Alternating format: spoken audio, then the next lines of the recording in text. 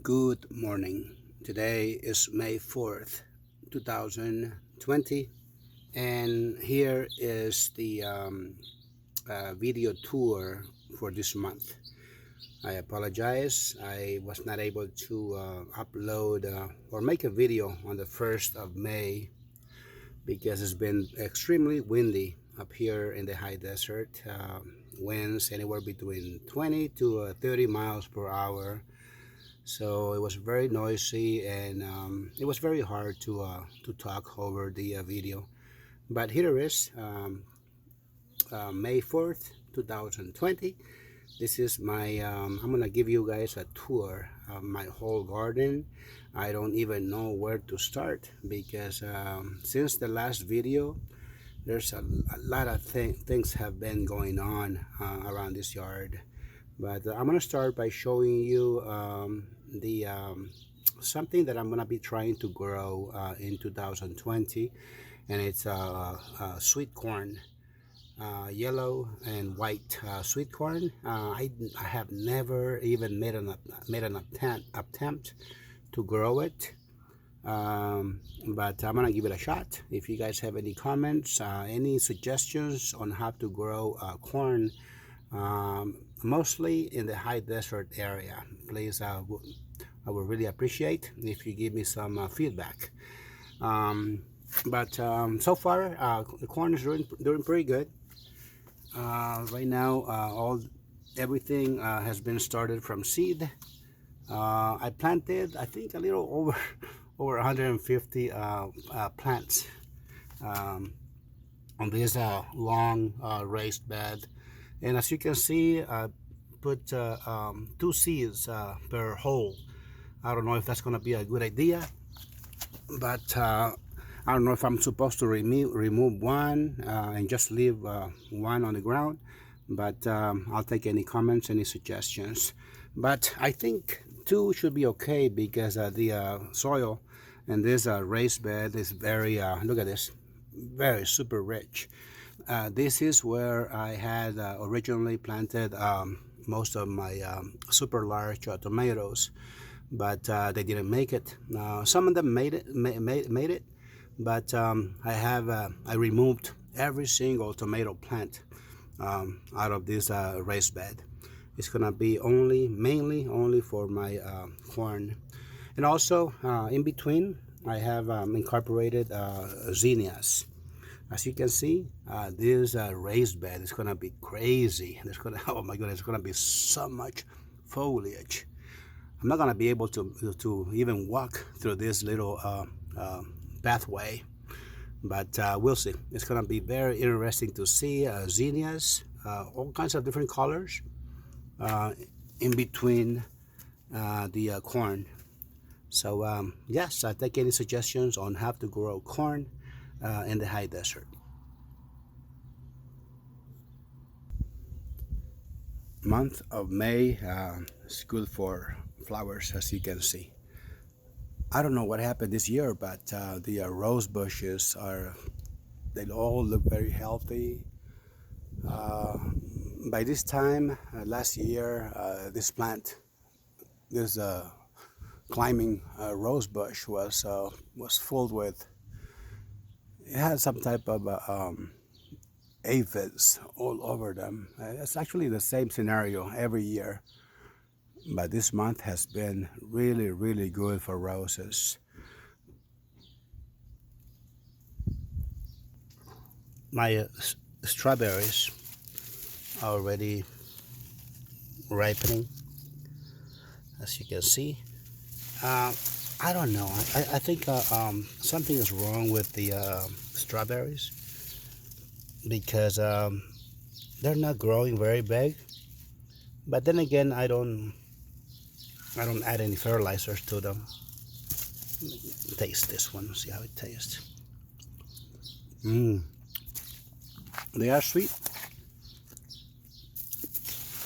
but for some reason, there's lots of strawberries all over the place.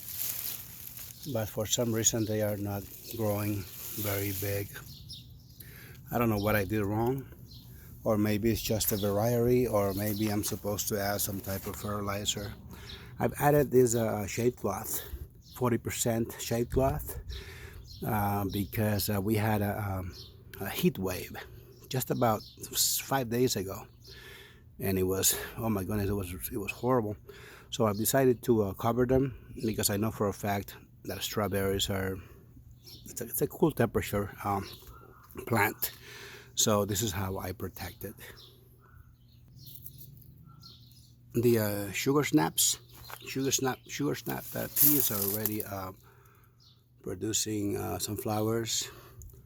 I planted the seed, I think, a little bit too late, but when we had the heat wave, these plants, they almost died because they don't like extreme hot weather.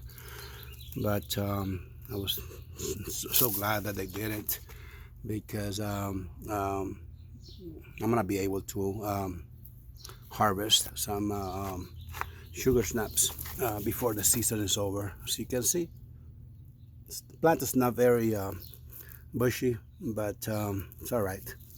I'm gonna get to enjoy at least just a few of them. Next year, I'm gonna try to start a seed a little bit earlier in the year.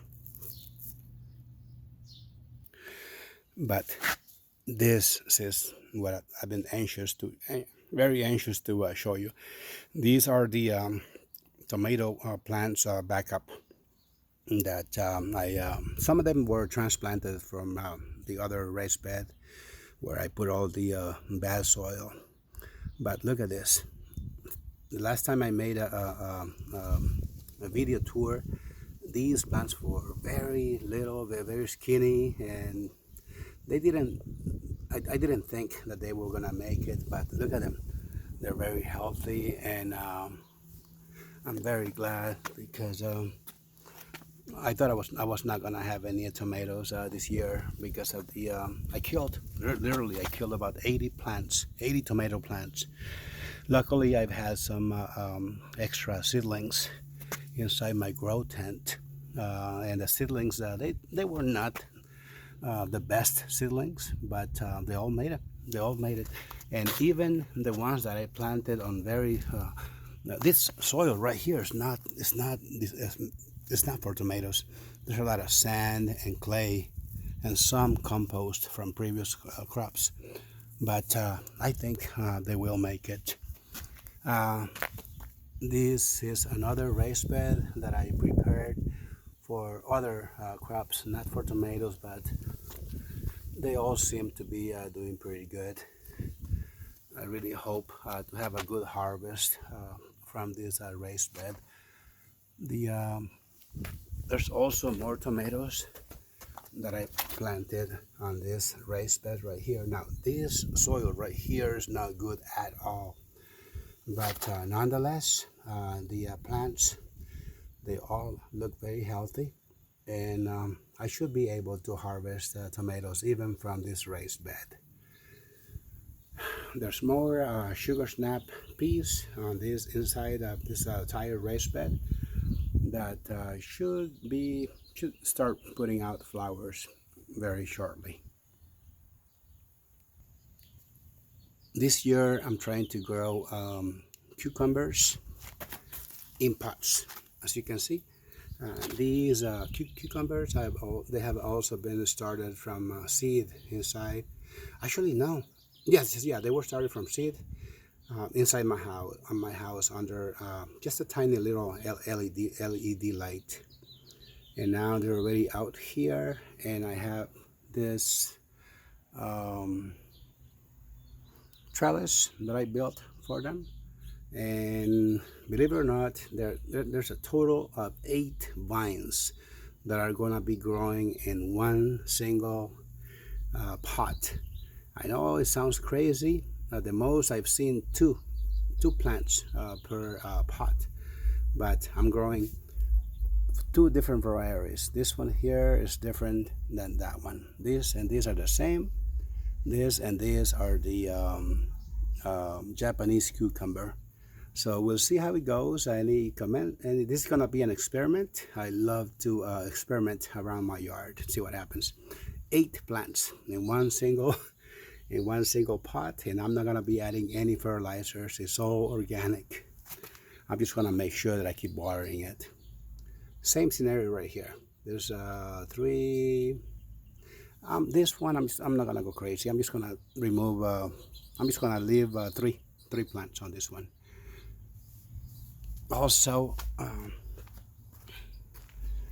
I've been. I'm gonna be growing zucchini. This raised bed was designed for zucchini only. I planted the seed directly on the ground on this one, and look at this. Everything has been sprouted, and this bed right here, I have planted my backup tomatoes right next to them. I know it's crazy because these zucchini plants are gonna be huge, but what I will do, I'll make something happen. Bush beans.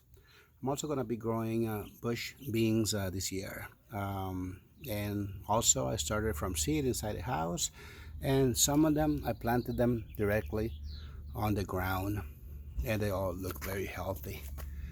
Beans, I'm also going to be growing another variety of beans on the other side, and I'll show it to you in just a moment. Actually, it's right here, as you can see, that's another variety of beans, black beans that my mom brought me from El Salvador, the seed that is. And this is going to be the fourth generation for this variety. It only grows in the tropics, but I have been successfully growing it up here in the high desert for the past 5 years. That little plant right there is gonna be the okra plant. I have planted a couple of them and directly on the ground, and it's gonna be growing right along the beans. Okay, so pepper plants. I've been getting some questions about have or when is the right time to start trimming your pepper plants. As you can see, that plant right there is it's not even 5 inches tall, but I removed the top right there because it was growing way too slow, and I'm glad I did that because I removed the top, I trimmed the top about 4 days ago, and this is what you get right here: side shoots all over the place.